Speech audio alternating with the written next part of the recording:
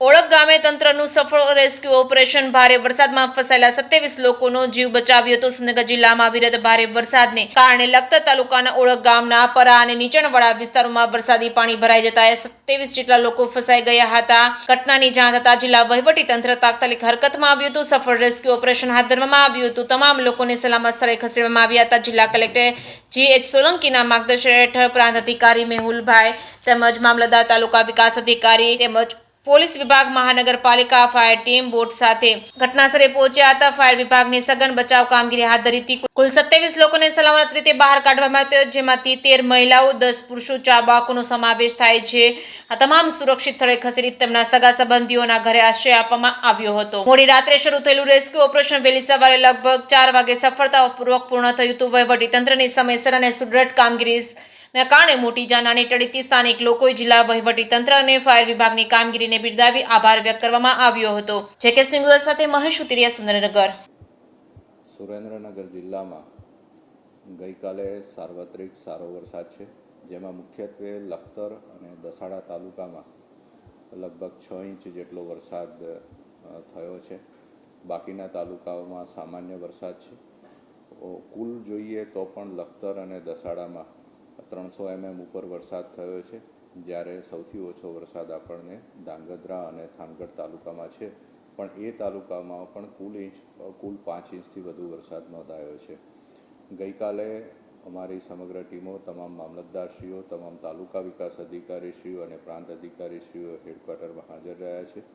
અને આજે પણ તેમજ શનિ રવિની રજામાં પણ દરેક અધિકારીશ્રીને હેડક્વાર્ટરમાં હાજર રહેવાની સૂચના આપી છે. ગઈકાલે લખતર તાલુકાના ઓળખ ગામે મોડી રાત્રે જાણ થતાં લગભગ 27 જેટલા માનવોનું આપણે રેસ્ક્યુ કર્યું છે. એ લોકોને સુરક્ષિત સ્થળે ખસેડવામાં આવ્યા છે. ફાયર બ્રિગેડની ટીમ તેમજ પ્રાંત અધિકારી શ્રી, મામલતદારશ્રી, TDO-શ્રીએ હાજર રહી અને આ ઓપરેશન પૂરું પાડ્યું છે. આ ઉપરાંત ભાસ્કરપરા ગામમાં પણ તળાવનો પાળો તૂટવાથી લગભગ 10 જણને આપણે રેસ્ક્યુ કરીને સલામત સ્થળે ખસેડ્યા છે.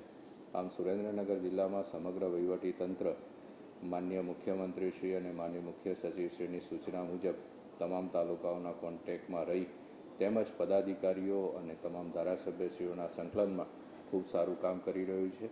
અત્યારે આપને જણાવું તો RNBના મોટા 3 રોડ આપણે બંધ કર્યા છે, તેમજ પંચાયતના 10 રોડ કે જ્યાં કોઝવે ઉપરથી પાણી જઈ રહ્યું છે તે સલામતીના ભાગરૂપે બંધ કરવામાં આવ્યા છે. સુરેન્દ્રનગર જિલ્લામાં આજે રેડ એલર્ટને અનુલક્ષીને તેમજ ગઈકાલનો જે વરસાદ થયો છે એને અનુલક્ષીને શાળાઓ અને આંગણવાડીઓમાં રજા જાહેર કરવામાં આવી છે. આ સાથે તમામ લોકોને અપીલ કરું છું કે નીચાણવાળા વિસ્તારમાંથી ખસી જવા માટે તેમજ દરેક પોતાની જાતની સલામતી રાખે અને આજુબાજુવાળાને પણ આપણે મદદ કરીએ. તેમજ કોઈપણ પરિસ્થિતિમાં તાલુકા ડિઝાસ્ટર કંટ્રોલ રૂમ કાર્યરત છે, એમનો કે જિલ્લાના કંટ્રોલ રૂમનો સંપર્ક કરવાથી અમે તાત્કાલિક અસરથી એમને મદદ પહોંચાડવાની પૂરી કોશિશ કરીશું.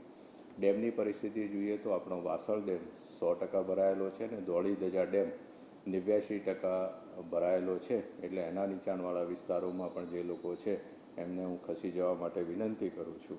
PGVCLની પરિસ્થિતિ પણ અમે સમીક્ષા કરી છે અને લગભગ 10 ગામમાં લાઇટના સમસ્યાઓ છે, તેમાંથી 45 પોલ ડેમેજ થયા છે. એ તાત્કાલિક અસરથી 24 કલાકમાં કાર્યવાહી કરીને ચાલુ કરવામાં આવશે.